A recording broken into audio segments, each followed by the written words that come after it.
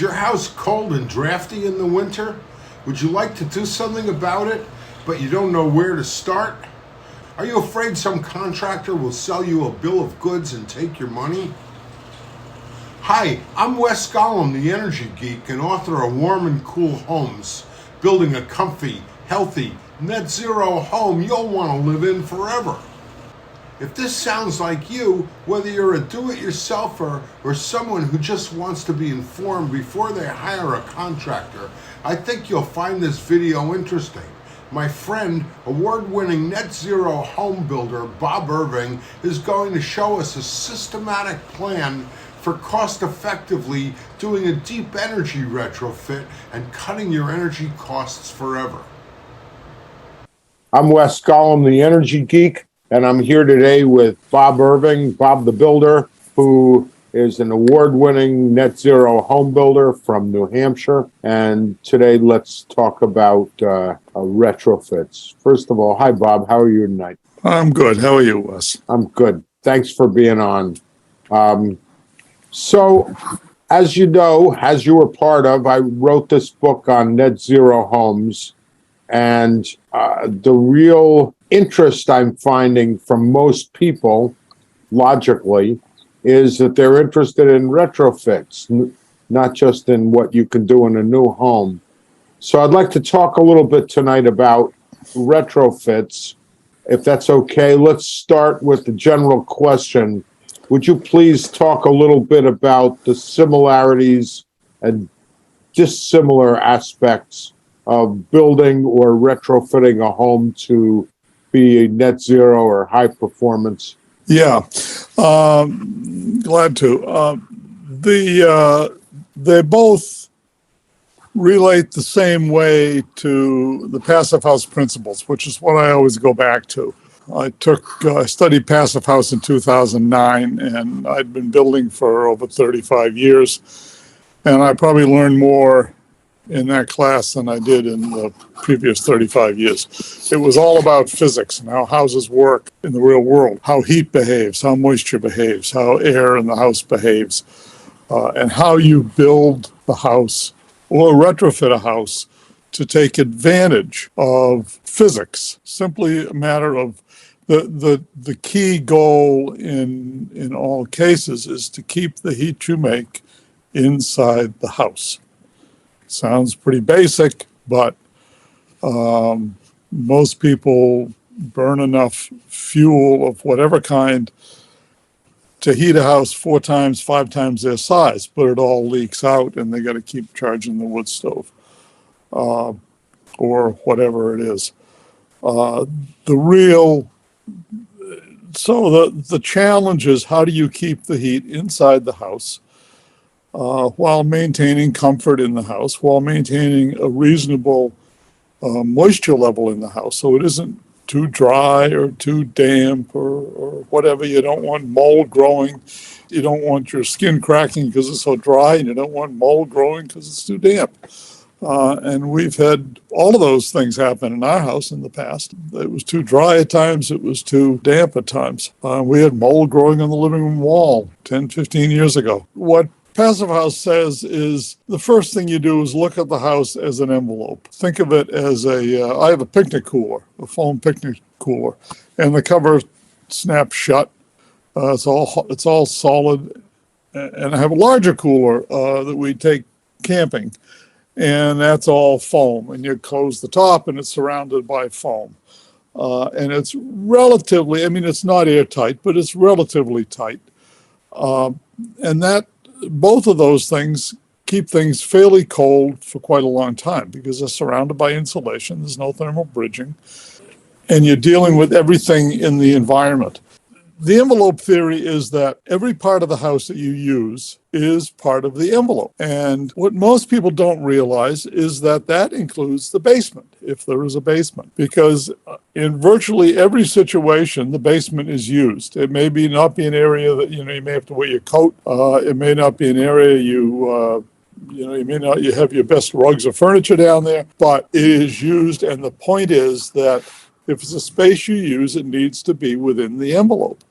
And even when it's not used, it's often been treated as it's not part of the envelope. It's either inside the envelope or outside the envelope. When I was doing codes, we were telling people it was okay to insulate the ceiling of the basement when they had regular doors between the basement and the first floor, and they had all kinds of other connections, holes. Holes Yeah, and pipes and everything else right, going up exactly, through the exactly. studs. But so that really, even though Stu- we treated it, or we told them to treat it like it was, the a stu- basement was outside the envelope, it really never was, even though that's perfectly legit from a code point of view. Well, it's legit from a code point of view, but that's about it. I understand that windows are by no means the first thing you should be looking at in a retrofit. If you've got single pane windows, I would take exception to that perhaps.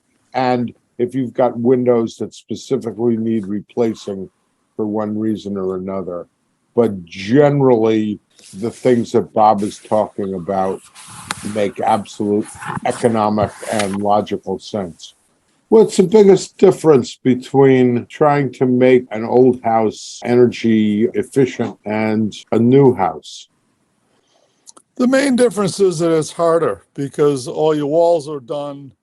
Everything is finished in your house. So uh, if there are leaks inside the walls, you're not going to get to them probably. So it's harder to make it very good, but by the same token, it's usually not that difficult to do a pretty good job.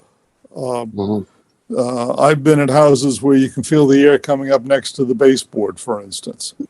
Get a tube of caulking, a little bit of caulking in that crack, and that'll stop the air from coming in. Things like that make a huge difference. The first thing I would do is get a blower door test.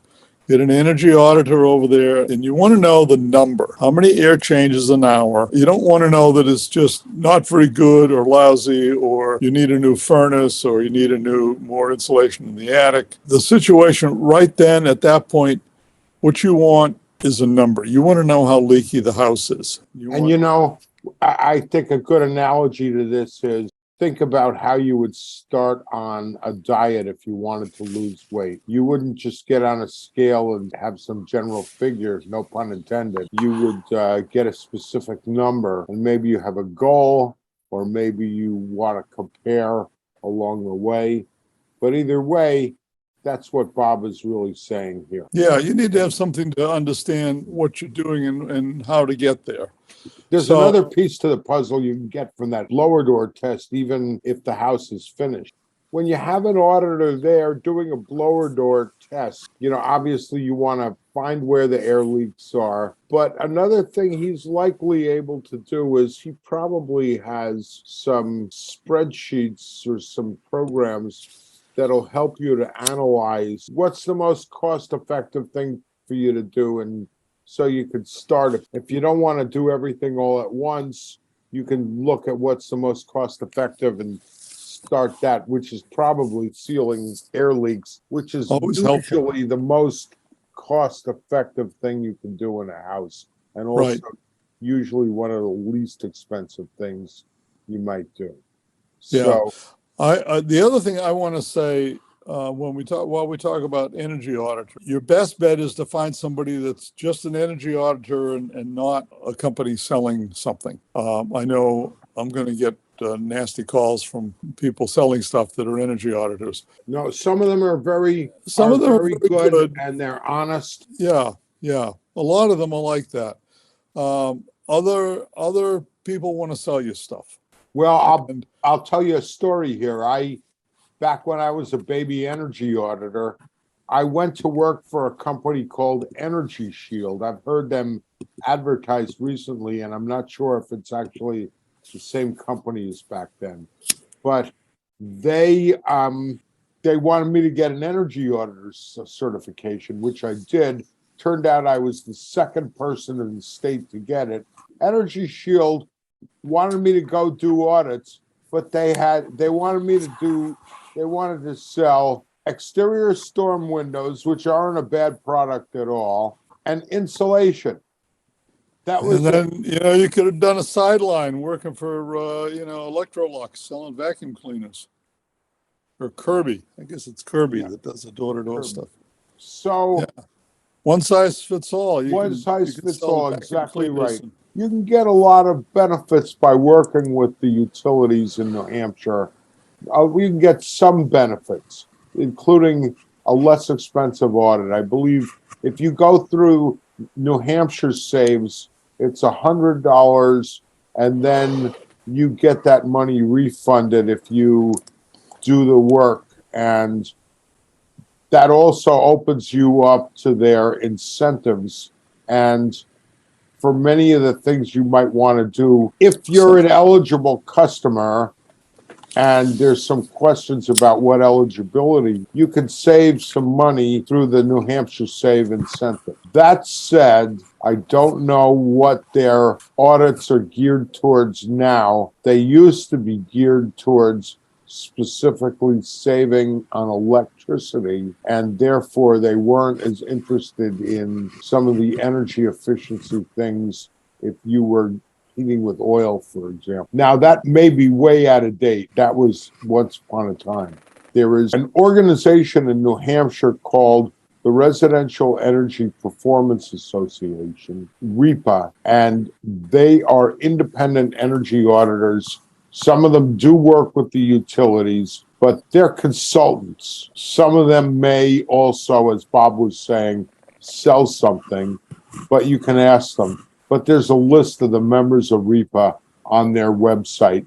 And if you're that's looking for an energy auditor, I think that that's a good a good place. place. Yeah. Yeah. And again, the point is you would like somebody who's going to give you the straight poop about the building science in your house, not, a preordained, I'm going to sell you windows and insulation. Yeah. Deal. And I just wanted to be clear that it's not that you might not need windows at some point. Maybe you need more insulation in your attic. But I think if you're serious about fixing up your house, it's good to go about it in more of an organized method. If you need to add insulation, you may want to air seal your attic, for instance, before you put more insulation in. So that's why I'm saying don't jump into this. Don't have somebody come in and dump a whole lot of insulation in a place that's not air sealed, that you're going to have to move it later if you want to fix the house. So if there's a lot of leaks into the attic and you've got insulation on the floor of the attic, you need to stop the air going up into the attic. But the easiest way to do it in an existing house, if you have that situation, is to do it from above. Go up in the attic,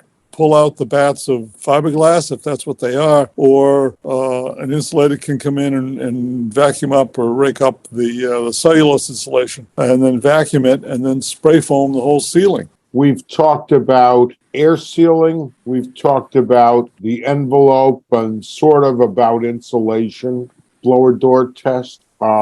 Somebody who's just getting going on a project like this, what else do they need to know? I think the thing to understand is really what the goals are, what you're looking for, what is the problem, and what is what's the solution to the problem.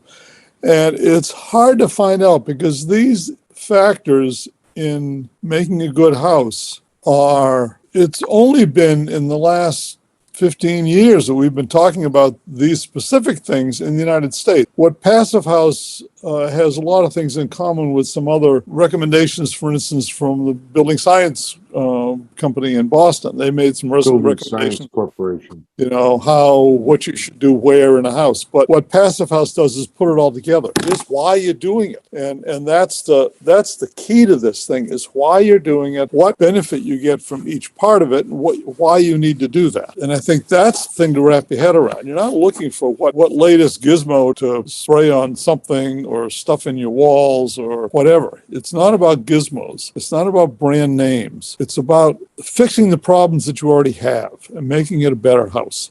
And anybody can do that. You may not get to Passive House levels. I've got a house started out in the 1700s. That part burned down, but then the part that's here was built in the 1800s, and it's been added on to a number of times, several by me. And it's a hodgepodge of everything. But it doesn't matter. I've fixed up some things with bubble gum and tape and what I had, what I had that I could use, and did some things that needed to be done, and some of the things took time. And I had a dirt floor in my basement for years. It wasn't a usable basement. It was a dirt floor. I decided at some point I needed to insulate the floor, and I wanted to pour concrete on top of that because it was going to be usable space. I had to dig down because there was very little headroom. So I had to dig down several inches to get enough headroom to put in the insulation and the wood and that kind of thing, and the concrete. So there was a lot of work, a lot of wheelbarrows full of dirt, a lot of buckets I carried out of this place. But in the end, I have a place that stays in the mid 50s and with moderate humidity all year long. Gets into the 60s in the summer, but it's always comfortable down here. Mm-hmm. And it was so worth it. I have another 1,500 square feet of space. It's a workshop and it's storage and it's wonderful space. So I think you really bring up several important points, but I'd like to focus on one. When you build a brand new house, you're getting air changes down less than one air change per hour. And that's great for a brand new house. You're getting down near like half an air change an hour, right. Which is fantastic. The code is like... And it's not that difficult. That's the key to remember. But for somebody retrofitting a house, it's another story. And you can bring your house. And this comes back to our original idea that you want to get the blower door number when it's done, how many air changes per hour, because as you work or when you think you're finished, you get another blower door test and you see how you did. And it's not, let me just say here it's not a contest, but the house feels better if it was 15 air changes an hour and now it's 6, you can probably feel the difference. Probably a room doesn't cool off as fast. Probably the house isn't as drafty. You can feel these things. You can feel the changes you're making, and it will make real differences in your life. And this can be done over time. We both have been working on our houses for many years. Yeah. And we're longer than I've been alive. Well, maybe. Well, hardly ever, but. Well. So this has been fun. I'm the Energy Geek. I'm Bob the Builder. And if we don't see you in the future, we'll see you in the pasture.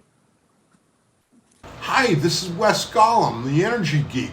I hope you found this video helpful and interesting. If you did, I would appreciate it if you would like it and subscribe to the Energy Geek channel. Please leave your comments below, and thanks for watching.